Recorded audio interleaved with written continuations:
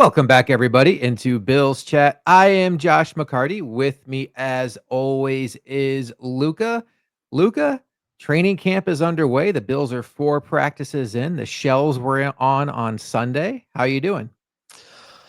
There's been a couple mornings, Josh, where it doesn't last very long for what it's worth. It is very hot right now, but there's been a couple mornings where it's been like 55, 58 degrees, a little chilly. And you know that smell, Josh, that smell that's in the air? It's Mhm, just teasing the football. And that's what training camp's doing right now. It's like, mhm. okay, we're back.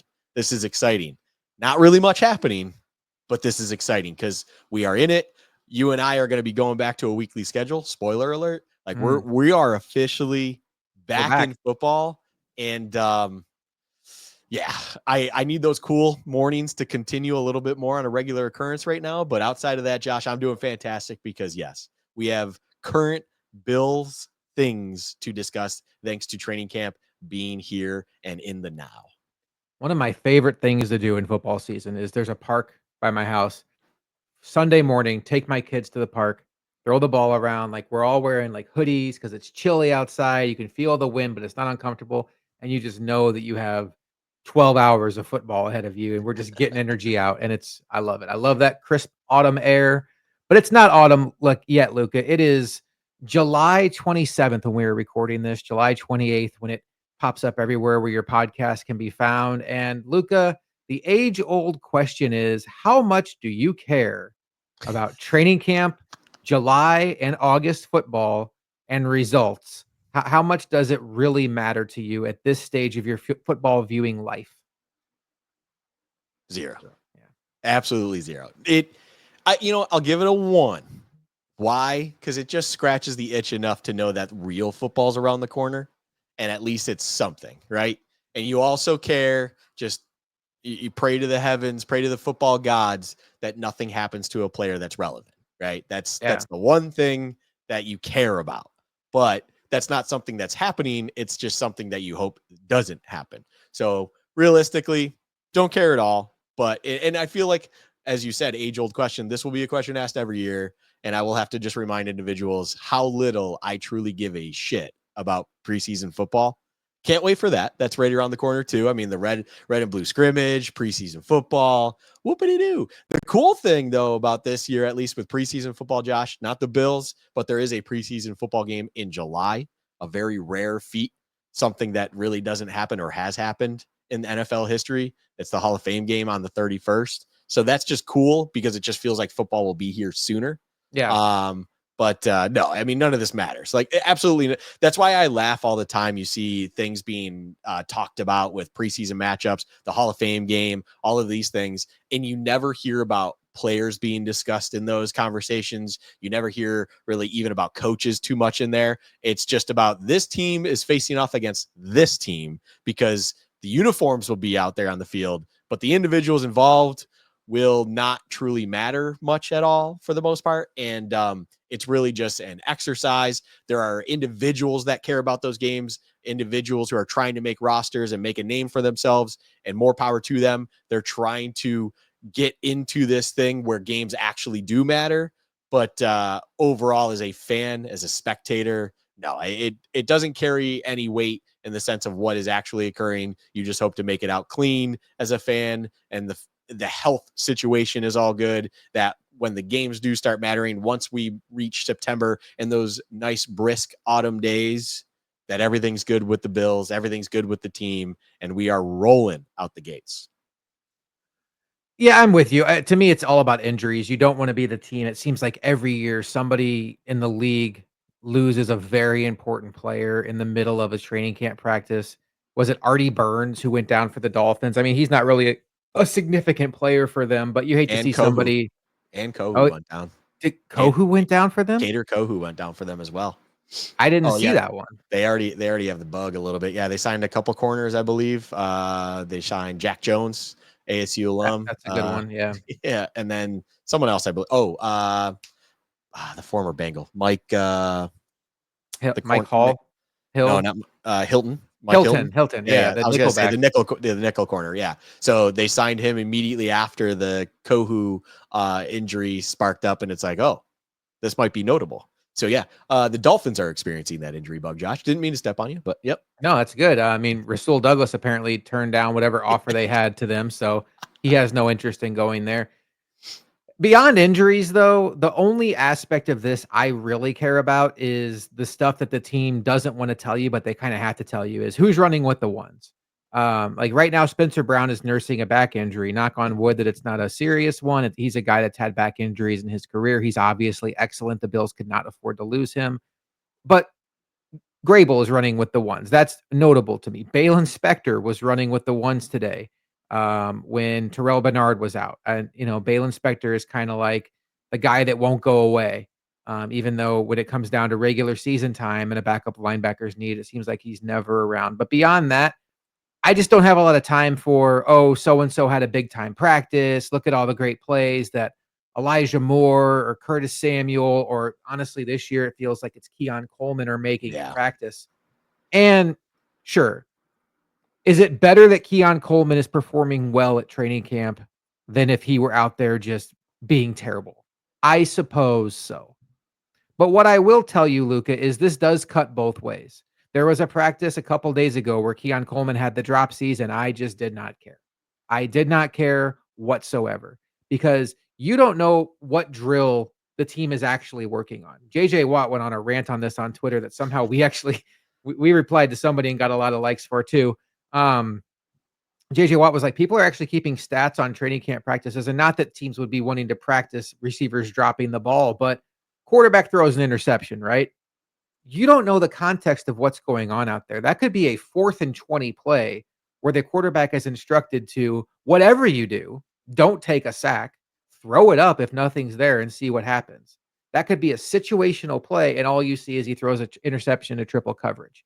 I think, by the way, Ant from Cover One is fantastic when he's been out there at practice, kind of laying out the situations they're in. Hey, they're in the high red zone. They're working on this drill. Adds context to it. Shout out to him. He's doing a fantastic job. Outside of that, though, like I go back a long ways with this team. I'll show my age here. I remember Joe Burns running all over the Rams' second and third teams defenders in 2003.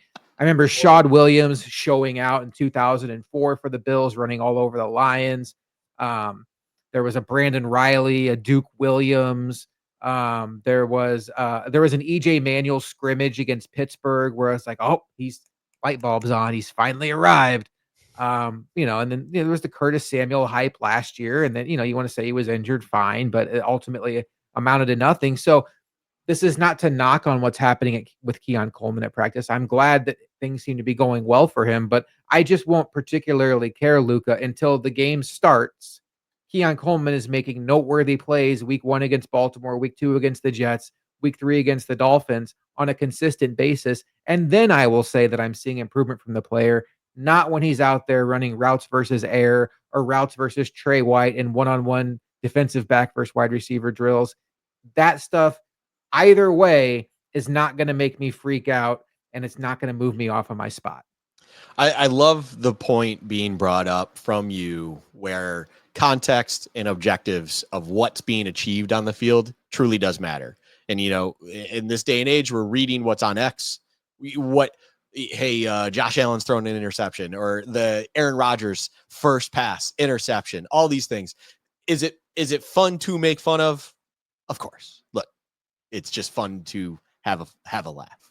But none of it truly matters. It really doesn't. You don't know what they're trying to accomplish. You don't know what was said. Like you said, is Aaron Rodgers in that instance being instructed, force this route against this coverage? Can you make this throw? Can you do this? Whatever it is. Like the things that I would say at least are, it's not even concerning, but when you see just the regular warm-up drills where you had like Anthony Richardson just sailing balls, you're like, okay, like that's not a great look. That's probably not a great thing. Right. Like that's one where, again, does it matter? No. But even in that case, that's where you go, this is not the greatest of things to see. You're just you're playing catch. Like you're not doing anything else. That I don't think context really would instruct anything else. You're not being told to high point it and lead it where it's uncatchable and see if Mo Alley Cox is going to jump up and grab it. Like, no, that's just unfortunately Anthony Richardson shaking off a little bit too much rust that was on that arm. But it's when it comes to what you're seeing, and of course it's people look great, or oh no, is this person just, did they lose a step or whatever it is? Because there was a day where Keon Coleman apparently could not separate, and it's his separation is a serious issue, and this and that, and then all of a sudden you're seeing things out there where Keon Coleman's having a very strong camp now. It's like, yes, days can change the perspective of how someone looks. That's how it goes. Like, you love hearing things in this time. This is the only thing I take with a grain of salt. Anything about a rookie, if you don't have anything else to base off of, because college is now in the past. You in a pro environment, this is the only thing you really ever get from them, and you're seeing essentially what's coming out of how quick are they picking things up. Are they playing a little bit with the ones? Are they splashing with the ones like we've seen with Walker? Are you seeing those things in moments where, like, Dorian Strong is smelling out the ball, forcing fumbles, whatever it is in practice? It's like, do those things truly matter in the large scheme of things? No. But also, you just like hearing those positive notes on a rookie, because are they comfortable in the environment that they've really been dropped in for the first time in their life? They're finally in an environment where they're not guaranteed anything at all. They need to earn it every day in and out. And this is the first time they're getting eyes on them from both fans as well as coaching staff, and at least some sort of live rep situation and environment. So those are the only things that, even as someone like myself, I just like seeing. Or if they're having bad days, I'm not even concerned. It's just okay, this person probably just needs to develop a little bit more at the pro level. You don't want to hear that necessarily from a first round pick as much as you would hear it from, of course, like a fourth or fifth round pick. But at the same time, they're rookies for a reason. They've been only in college or less. This is their first time in the pros, and they need to figure it out. And it's a whole new world to them. They no longer have anything else to be concerned about. They are at their job. This is their life. This is what they need to figure out, and they have to figure it out fast. Whereas, of course, veterans have gone through this song and dance plenty of times, at least one time in their life, that there's a level of comfort to it that they can kind of get through it a little bit more clean. That, yeah, it's, the Keon Coleman stuff, whatever, whoever else, it all just doesn't matter. Context doesn't matter. Or context matters because it all doesn't matter. It's like they could be working on something, the defense and or offense is trying to just achieve something with specific looks or specific situations that ultimately, it's from a fan perspective, may look great or not great, but it doesn't matter what you feel about it. As long as the coaching staff and everyone on the field is okay with what they're seeing, at the end of the day, you get through it healthy, and hopefully you have the best team possible to come week 1 against the Ravens that can go out there and actually win the game and do the football that actually matters. I am somewhat interested in some of these starting jobs that appear. I mean, it's week 1 of camp. Pads aren't on, but I think you can start to see who the preferred players are at certain positions. And to me, secondary was always going to be where my focus was. I think you and I both felt pretty strongly that Taylor Rapp was going to be one of the 2 starters in the secondary. I realize he gets picked on a lot by the fans for some of the friendly fire injuries he's caused, but he does have a nose for the football. I think he's just, unfortunately, the guy who followed the guys, Hyde and Poyer, whoever stepped into that role the first year after those guys were gone, was going to be looked down on. But he has been good for the Bills, not great, and he does have a nose for turning over the ball. But what I'm surprised by, Luka, is, and pleasantly surprised, Cole Bishop appears to be the guy starting opposite Taylor Rapp. And when you go back and watch that AFC Championship game, and DeMar Hamlin was on the field trying to cover Travis Kelce, trying to cover Xavier Worthy. Holy cow. The biggest thing that stood out in that game, especially after Benford went out, is the lack of foot speed on the Bills defense and the secondary. And Cole Bishop was an immediate in-house answer the team had that day, that we knew going into that offseason, they need to find a role for this kid. They liked him in the second round. They almost traded up for him.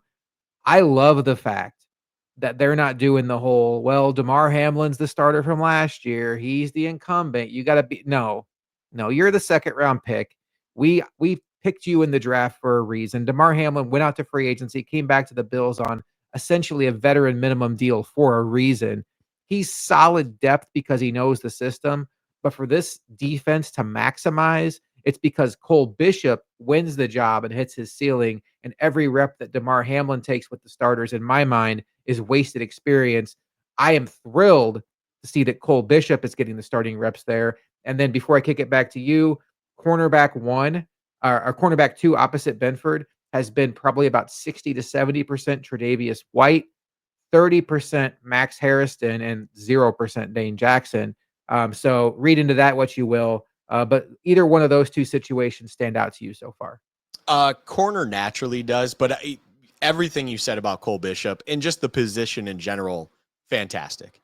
As you said, spot on. There was no awarding due to prior reps, I guess is the way to put it. I don't even want to call it success.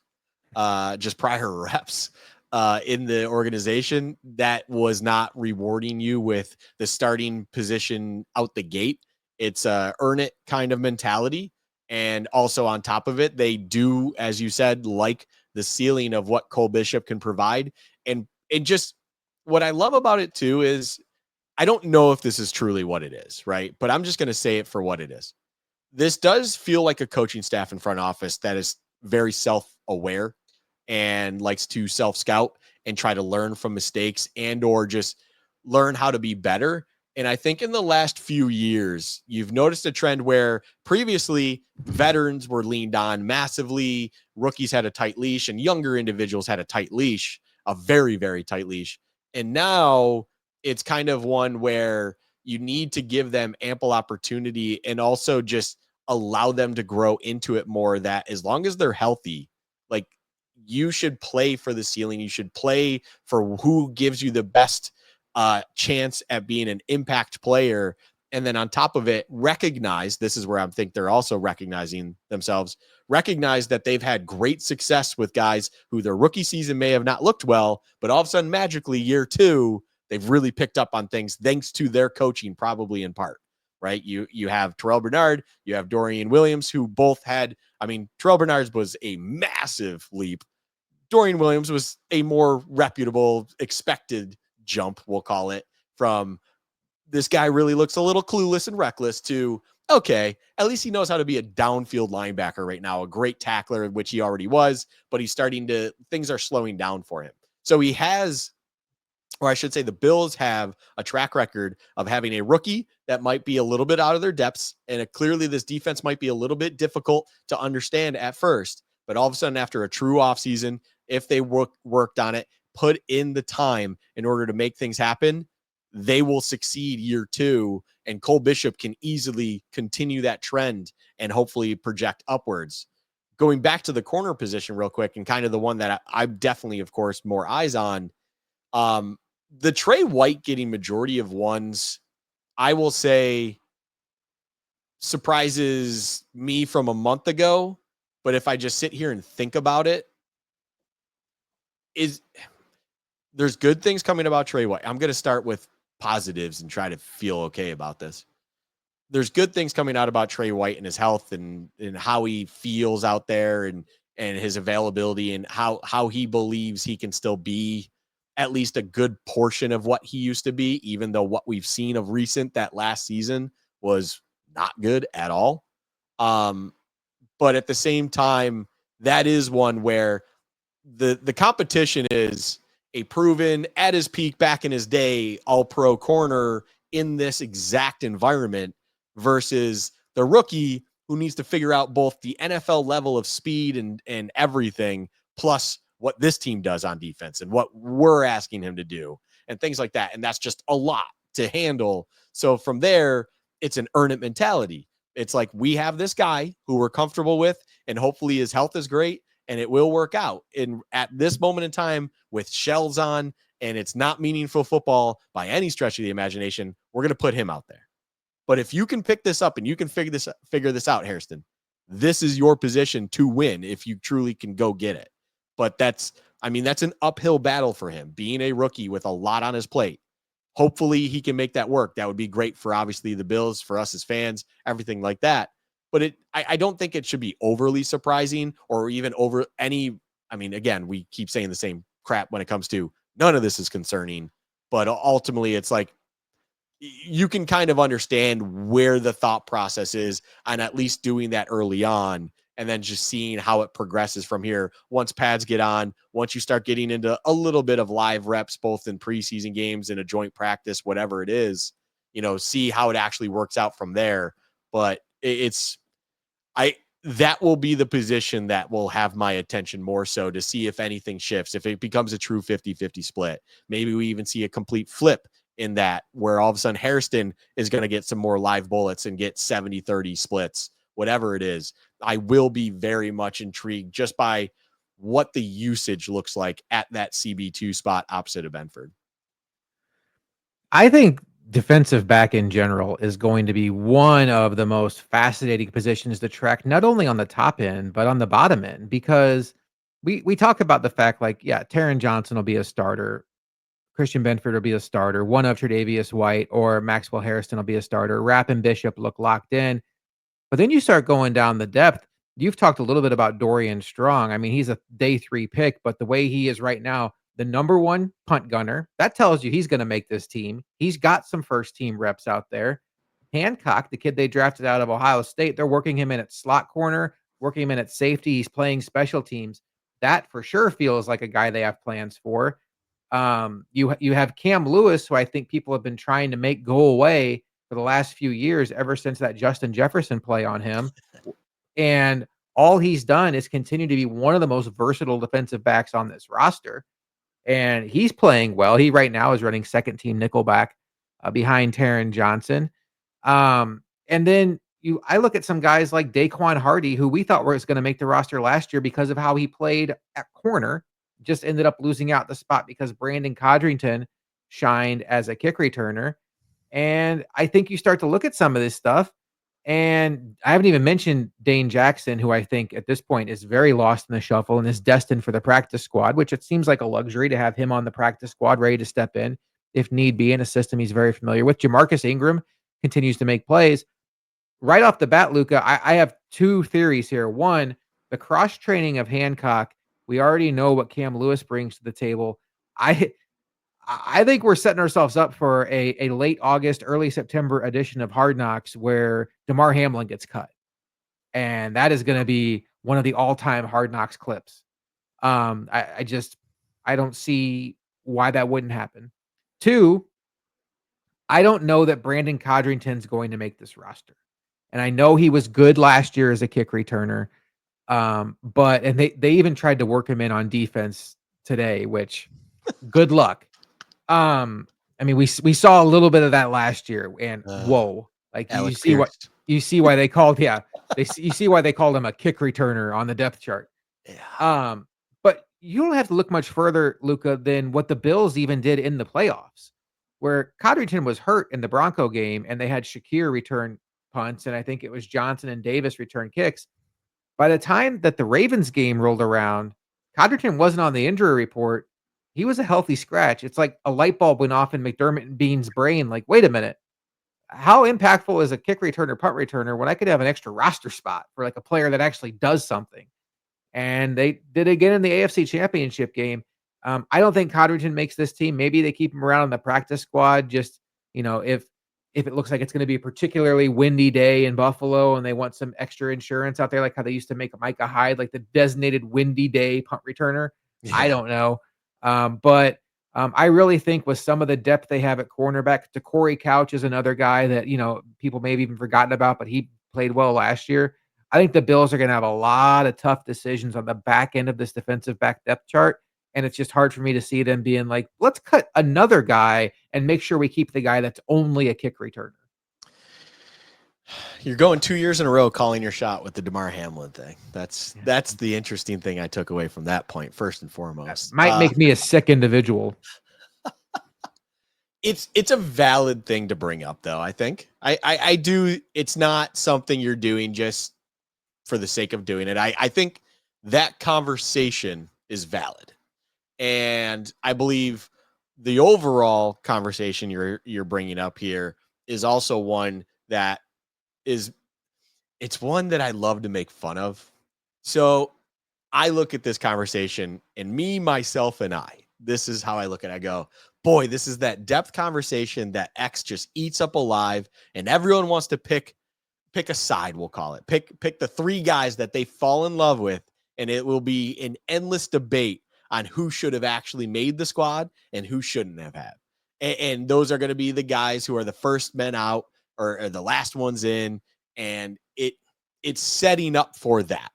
And all I will say is it sucks having the spoils of depth, especially when the starting spot, the thing we just talked about, is still a little bit questionable.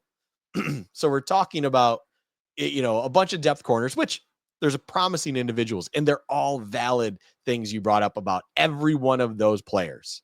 And I love the idea of a younger guy in a similar role to Cam Lewis that's really going to ask questions of that.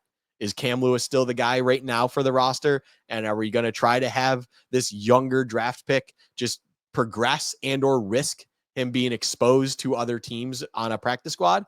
Or are we going to flip the script here? Cam, you've been a great servant to this organization, but you're starting to get on. I mean, he's not really on the back end, but he's getting older. And we have this other guy that we believe can elevate that same role for us and progress maybe even further, and believe he can provide the same thing you can now.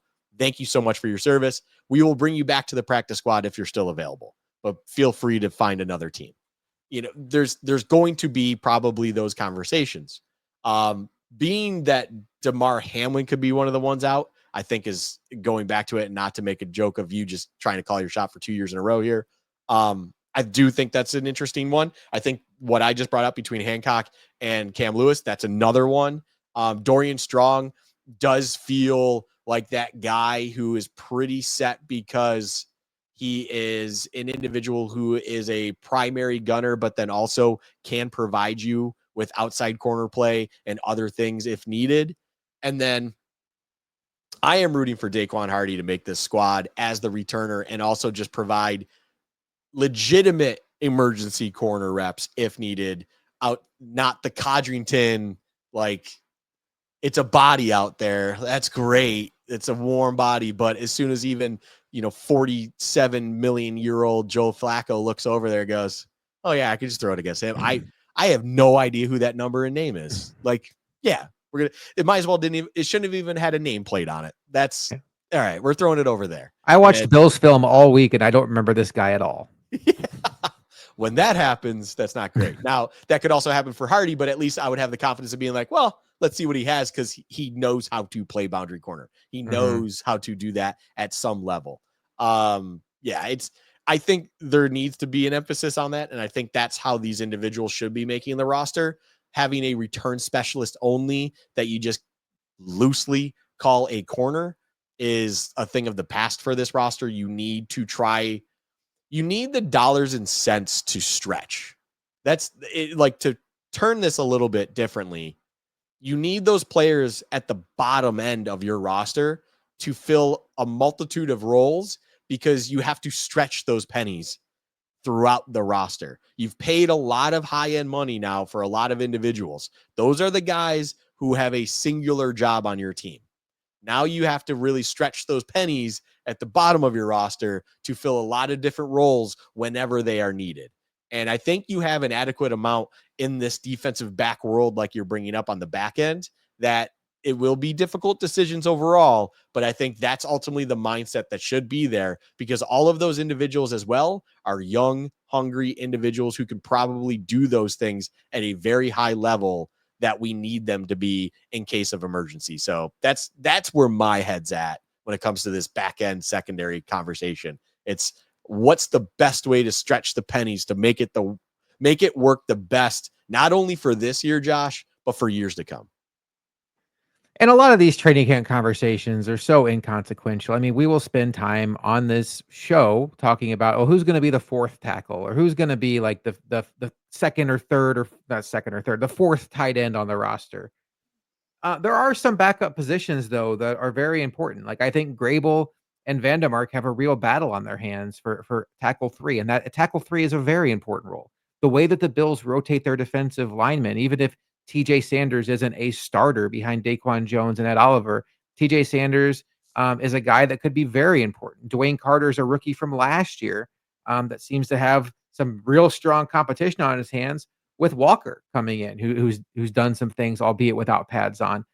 And the other position that I think is ultra important on any roster, despite the fact that the Bills have been as fortunate as anybody in the league without sustaining an injury there, is backup quarterback. And Luca, I don't know if this surprises you or not, but at least through the first 4 days, it does appear that there is a real true blue competition right now between Mike White and Mitchell Trubisky.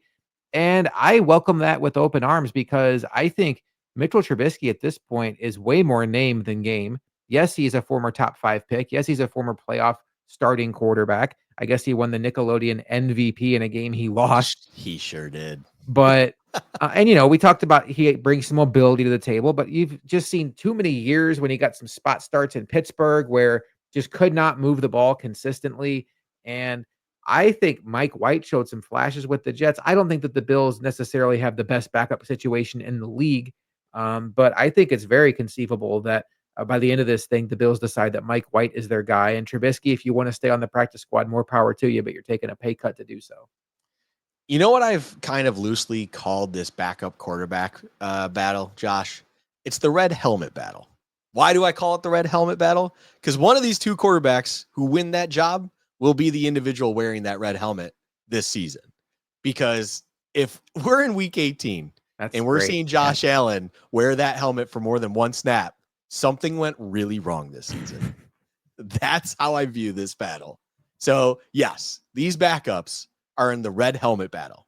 And the way it's going, I am also welcoming an idea of potentially not seeing Mitch Trubisky that week 18 game against the Jets wearing that damn red helmet. It's like, I welcome the idea of maybe Mike White. Maybe that'll be a more enjoyable experience overall. And if we're going to play the Jets on that final regular season game in the stadium, wearing those red crowns, for the love of God, you better be entertaining at the quarterback position. You can't screw that up.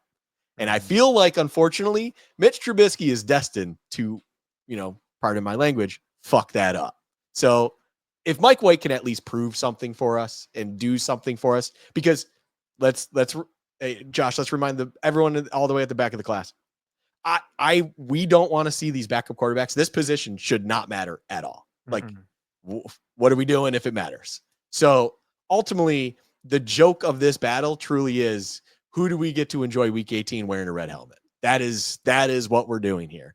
And the irony of the schedule as well is this could be a quarterback that actually, depending on how the schedule or the season breaks out, maybe they're actually competing to play the Eagles week 17 randomly, because that game could mean nothing, but then week 18 could still mean something because the NFL decided to put this Eagles-Bills game week 17 when it could truly, like, the Eagles could have locked everything up for the most part, other than potentially the conference home field or whatever. And so could have the Bills. And it's like, if you got to just rest to win one of those two games for each of them, why bother playing the out of conference opponent with any strength?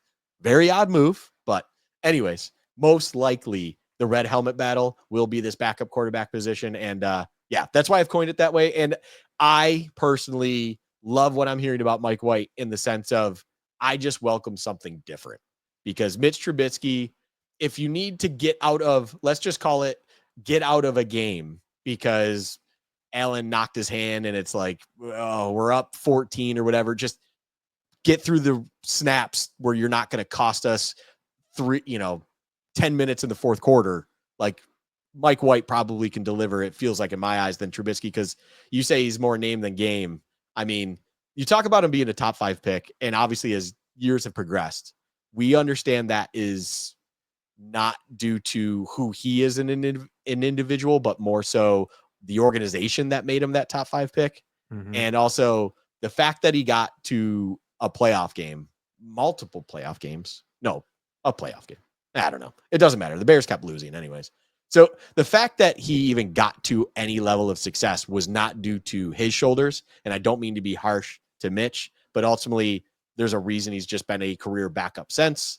And ultimately, if we want to watch entertaining football when football doesn't matter on week 18 with the beautiful red helmets, maybe Mike White would be a better route to go with that this season. I did not put that together that the Bills red helmet game was week 18. They are slick at One Bills Drive because they know exactly what they're doing. They know what that game's going to look like, and they know that fans will buy tickets to see the red helmets and Yep. maybe not much else. And I am already annoyed. This is probably says so much about me as a human being.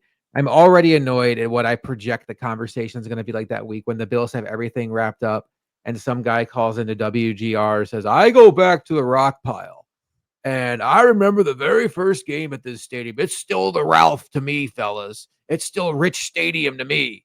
Um, they better not lose to the Jets in the last game. They better play Josh Allen all 4 quarters." Who And like, cares? I just hope they hang up on him so fast. And I don't care how many games you've seen in your life, buddy. You don't need to watch this next one because we are going to lose and it's going to be just fine.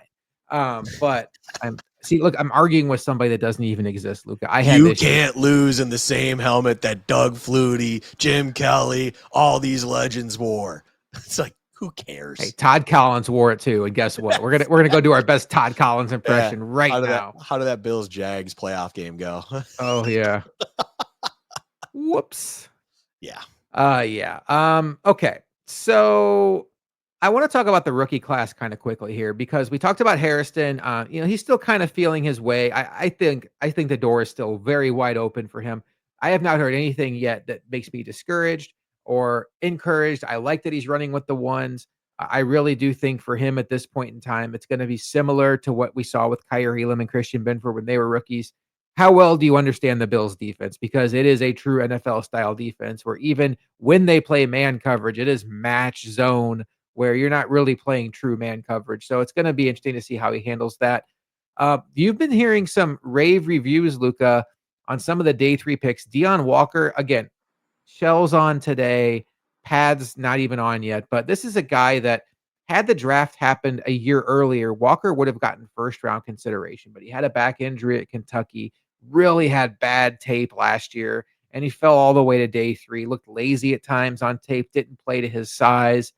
But Ed Oliver called him a ballerina out there, has very unique size and speed combination.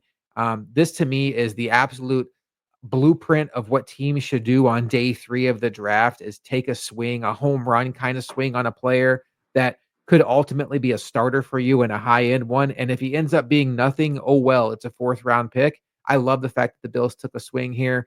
Dorian Strong, we already talked about. Jordan Hancock, we talked about. Both those guys appear to be very much in the Bills' plan. Let's talk about Jackson Hayes quickly, the Georgia Tech tight end, the best blocking tight end in the draft, getting a lot of run right now with Dawson Knox out. You're seeing a lot of him and Reggie Gilliam on the field together too. I think this is a guy that's going to carve out a nice role for the Bills, perhaps even that Alec Anderson role. Haven't heard much about Landon Jackson so far. Again, the pads are not on, so I'm not too worried about that.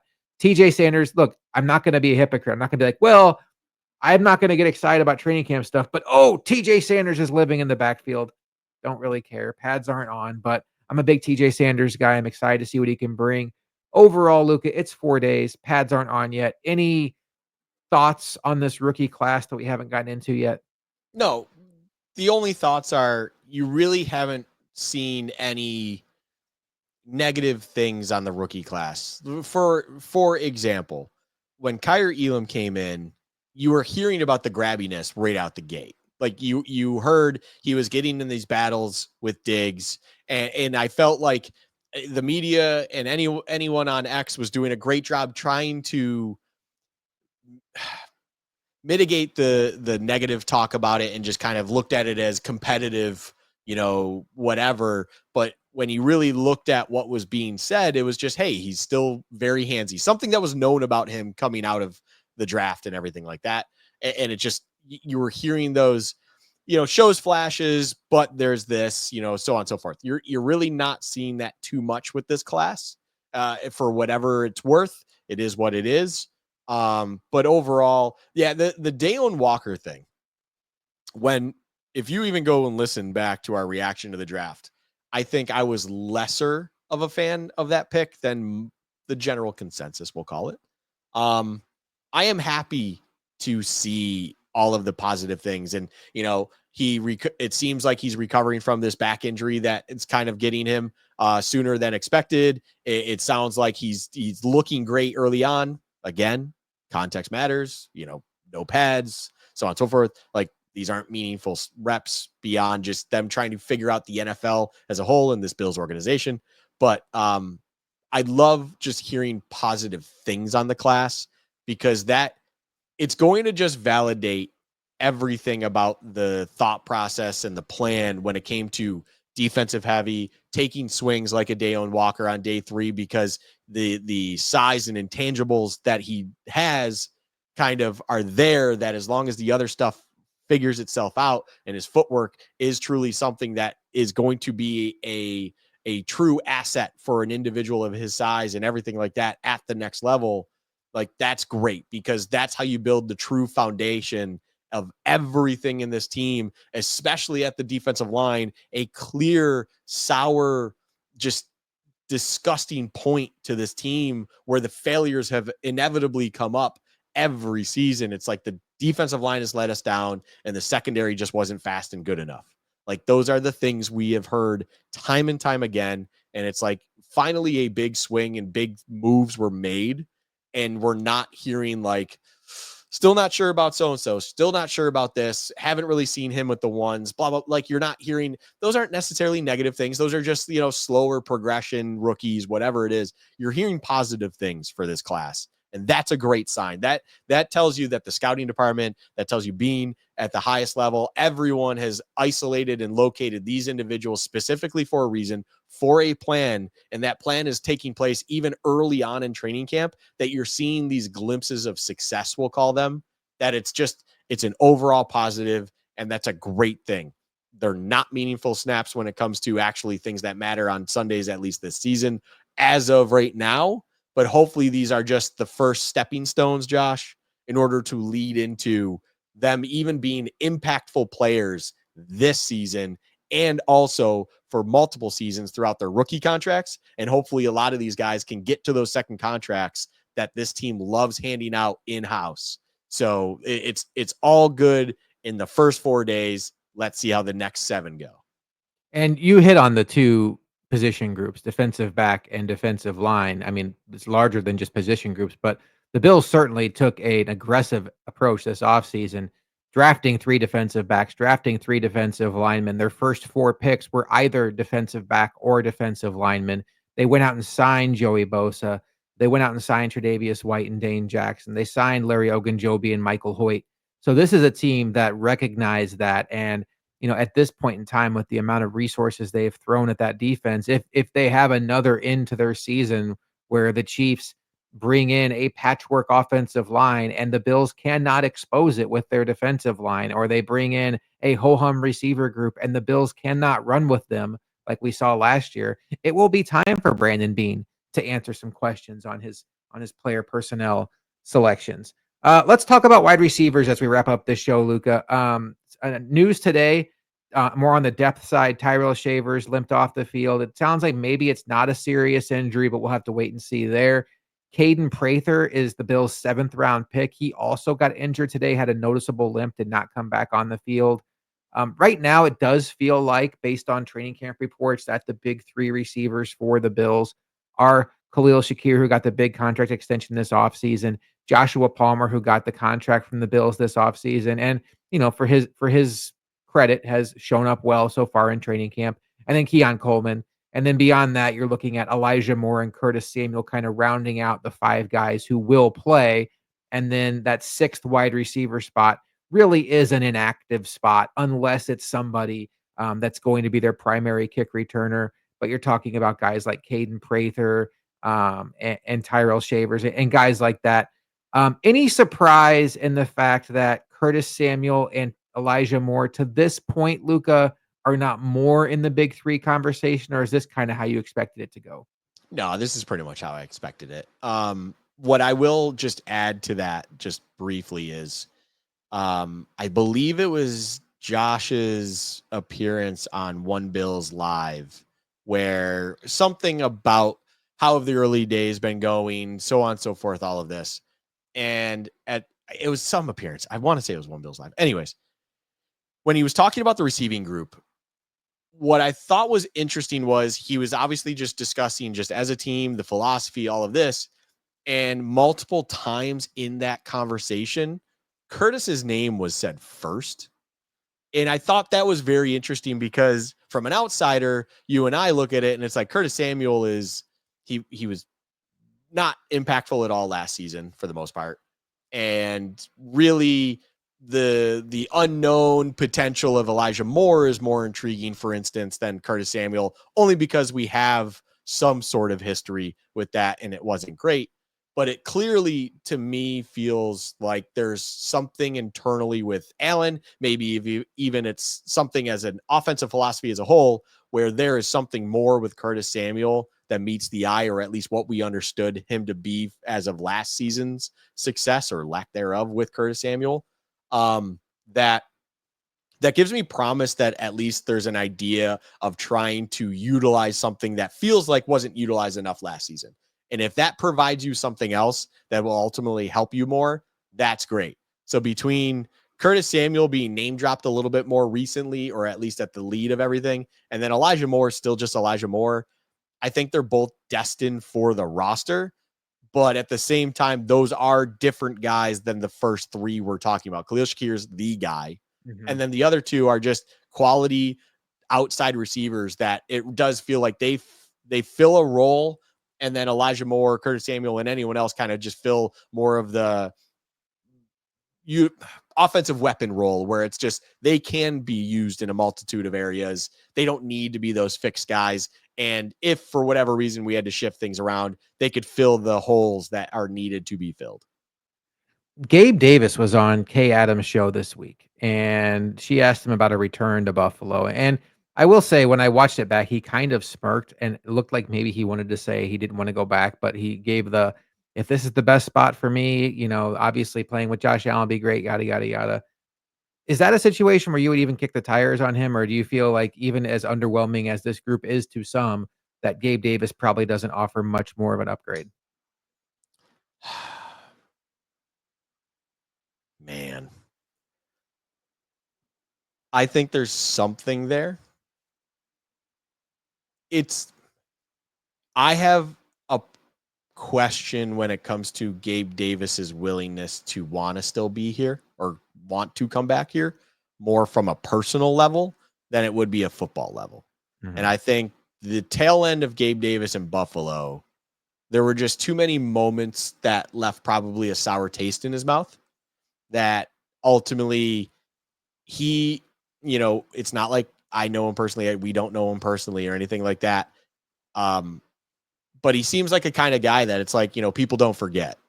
And for that, I would say I don't know if there's necessarily anything that would make him feel like that makes sense. Now, mid-season, if he's still out there and say Josh Palmer's just dealing with a nagging injury, like it unfortunately seems like is pretty regular in his career. Hopefully it's a Charger thing, not a him thing, just like Bosa.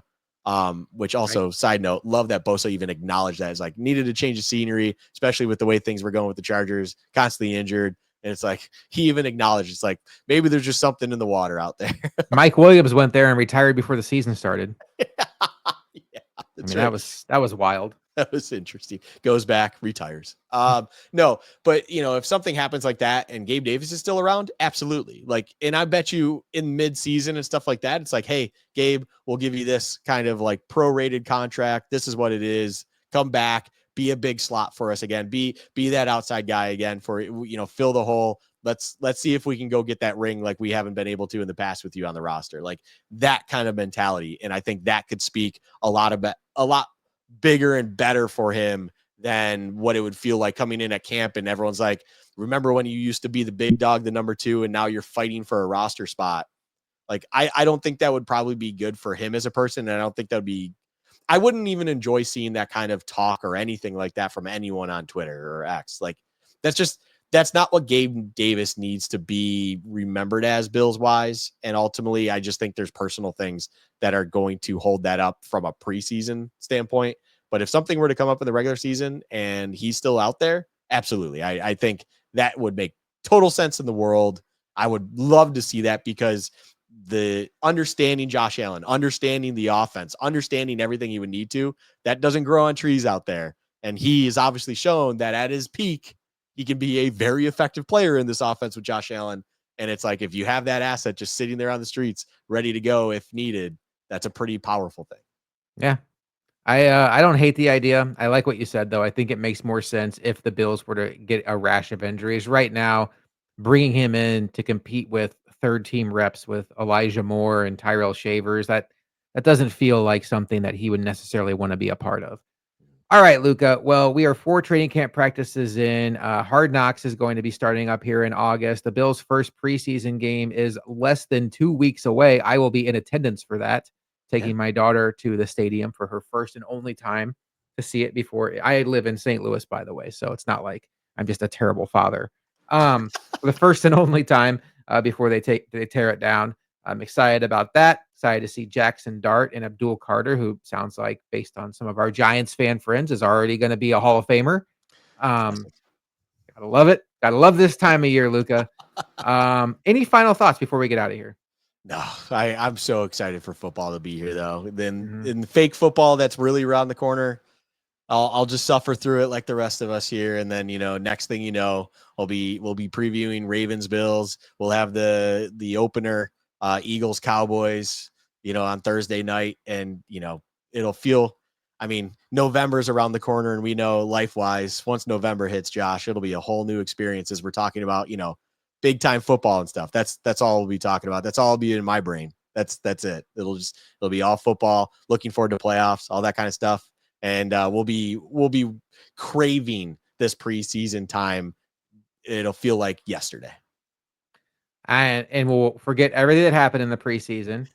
And once the very first play of Ravens Bills, Lamar Jackson drops back and throws a 10-yard pass to Mark Andrews, and nothing that happened in training camp will matter. Speaking of Ravens Bills, I'm still anxiously awaiting to see if Luca surprises me and says, "By the way, I'm going to that game, so I need you to take off on Monday morning so we can record the post game show then," because it is Sunday Night Football. That has happened before, but you never know what Luca's going to do. But we will find out then. And for Luca, I am Josh McCarty, and I can say this confidently and accurately.